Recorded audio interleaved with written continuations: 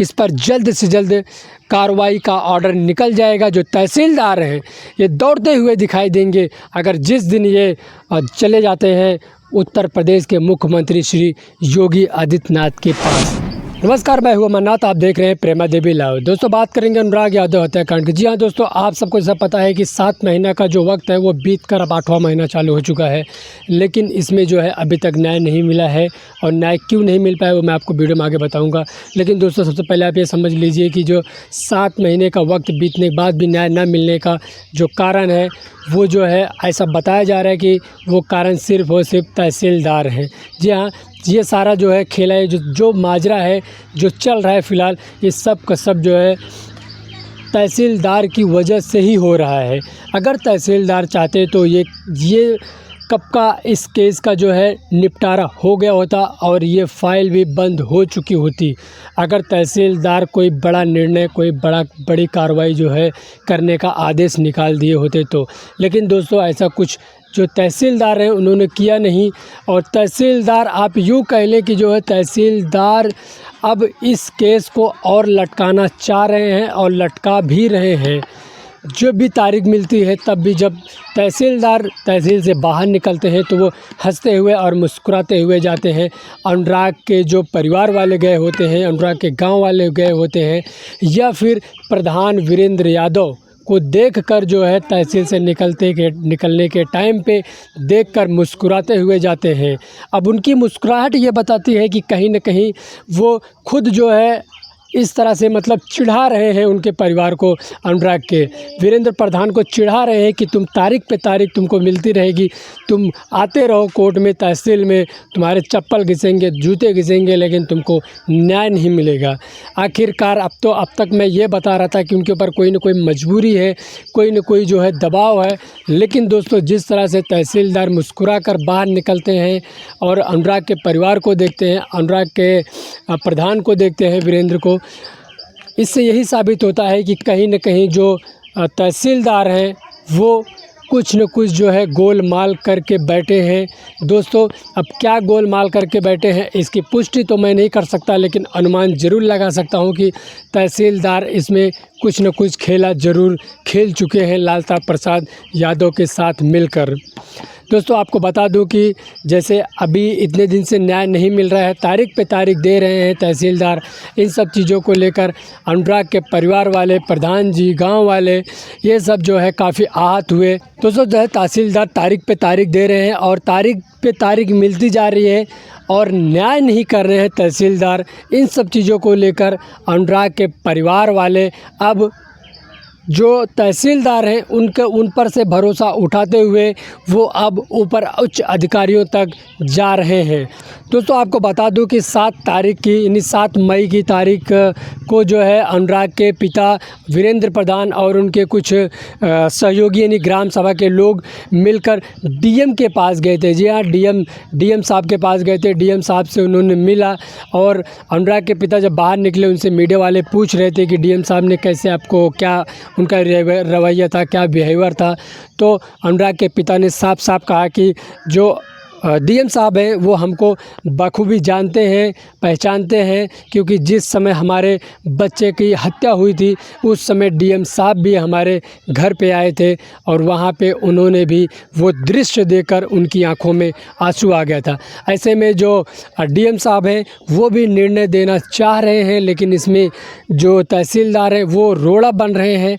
दरअसल अनुराग के पिता डीएम साहब से मिले, उन्होंने जो कुछ उनकी फरियाद थी उन्होंने वहाँ पे सुनाए और तुरंत ताबड़तोड़ जो डीएम साहब थे उन्होंने तहसीलदार को फ़ोन लगाया और फ़ोन लगाकर फटकार लगाई कि इस केस को जल्द से जल्द निपटारा किया जाए।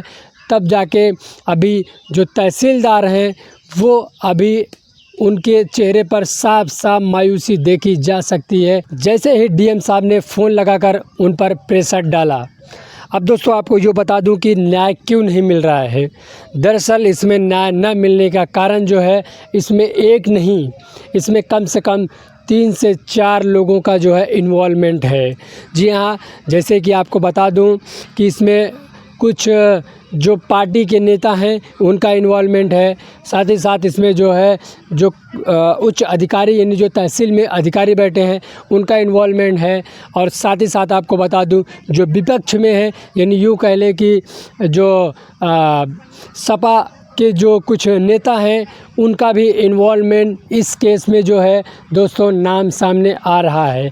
आपको मैं कुछ एक दो नाम लेके बताता हूं। जैसा सुप्रिया सुले जी हैं, वो बीजेपी से माफ़ करना सपा से सांसद हैं। उन्होंने भी जो है अनुराग के घर पर आई थी और उन्होंने साफ बुलडोज़र का विरोध करके गई हैं।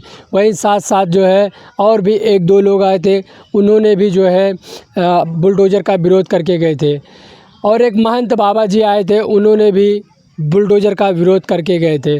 तो आप यूँ समझ लीजिए कि जब बुलडोज़र का विरोध करेंगे तो जो लालता का वो अवैध मकान है वो कैसे गिरेगा। लालता इसीलिए जो है मुस्कुरा रहा है, हंस रहा है। उसको मालूम है कि हमारे साथ में ये सारे विपक्षी पार्टी और साथ ही साथ जो पक्ष की कुछ नेता साथ में खड़े हैं और हमारे पास पैसे हैं। अगर विपक्ष वाले जो है और पक्ष वाले जो नेता हैं, अगर ये लोग जो है अगर कहीं कुछ आनाकानी करते हैं तो हमारे पास पैसे हैं, हम अपने पैसे के दम पर जो है इस केस को आगे नहीं बढ़ने देंगे। तो दोस्तों कहीं ना कहीं आप देख लें, ये केस आगे नहीं बढ़ रहा है, ये केस वहीं पर रुका हुआ है। अब यूँ कह लें कि रुका हुआ है नहीं है दोस्तों, अब ये केस जो है जो तहसीलदार हैं उन्होंने फिर से जो है पूरी जांच करने का आदेश दे दिया है। जैसे ही जब उस अवैध मकान पर नोटिस चस्पा की गई थी तो आप सब समझ सकते हैं कि सारे जांच पड़ताल करने के बाद में, नाप जोख करने के बाद में ही जो तहसीलदार हैं और जो कानून गो हैं, जो प्रशासन है, वो अवैध मकान पर पहुंचते हैं, नोटिस चस्पा करते हैं और तब से जो है ये केस लटका हुआ है, तारीख पे तारीख दे रहे थे। दोस्तों वही प्रक्रिया फिर से तहसीलदार दोहराने के लिए ऑर्डर दे दिए हैं। अब जो है अधिकारी आएंगे, तहसीलदार आएंगे, कानून गो आएंगे, वहाँ पे जांच पड़ताल करेंगे, उस जो मकान है उसका जो है सारा बायोडाटा निकालेंगे। अब यूँ कह लें कि जो पूरी प्रक्रिया थी वो फिर से शुरू से लेकर एंड तक चलेगी। अब जैसे कि 7 महीने का दिन बीत गया, वही सारा चीज़ होते हुए अब फिर से वही चीज़ करने के लिए तहसीलदार ऑर्डर दे दिए हैं। अब यूँ समझ लीजिए कि जो 6 से 7 महीने का वक्त और भी लग सकता है। लेकिन इन सब चीज़ों को देखते हुए अनुराग के पिता, अनुराग के परिवार वाले, गांव समाज के और वीरेंद्र प्रधान जी ये सब अब डीएम के पास पहुंच गए हैं। डीएम के पास पहुंच गए। अब डीएम साहब ने जो है इस पर जो तहसीलदार हैं उन पर दबाव बनाए और कॉल करके उनको फटकार भी लगाई। अब यूँ कह लें कि अगर यहाँ से भी बात नहीं बनती है तो अनुराग के परिवार वाले, अनुराग के प्रधान वीरेंद्र प्रधान जी, अब ये लोग डायरेक्ट मुख्यमंत्री श्री योगी आदित्यनाथ तक जाएंगे इस अपने इस केस को लेकर न्याय के लिए गुहार लगाने के लिए। आपको बता दूं कि हर गुरुवार को श्री योगी आदित्यनाथ जनता दरबार लगाते हैं लखनऊ अपने आवास पर। वहाँ पे पूरे उत्तर प्रदेश से लोग आते हैं अपनी समस्याएं लेकर और योगी आदित्यनाथ जी सबकी समस्या सुनते हैं और तुरंत उस इलाके के डीएम, एसडीएम इन सबको कॉल करके और तुरंत कार्रवाई करने का निर्देश भी देते हैं। ऐसे में अगर अनुराग के परिवार वाले पहुंच जाते हैं योगी आदित्यनाथ के पास तो यो समझ लीजिए कि दोस्तों इस केस को जो है यानी यूँ कह लें कि ये केस का जो फाइल है वो बंद होने में टाइम नहीं लगेगा। इस पर जल्द से जल्द कार्रवाई का ऑर्डर निकल जाएगा। जो तहसीलदार हैं ये दौड़ते हुए दिखाई देंगे अगर जिस दिन ये चले जाते हैं उत्तर प्रदेश के मुख्यमंत्री श्री योगी आदित्यनाथ के पास।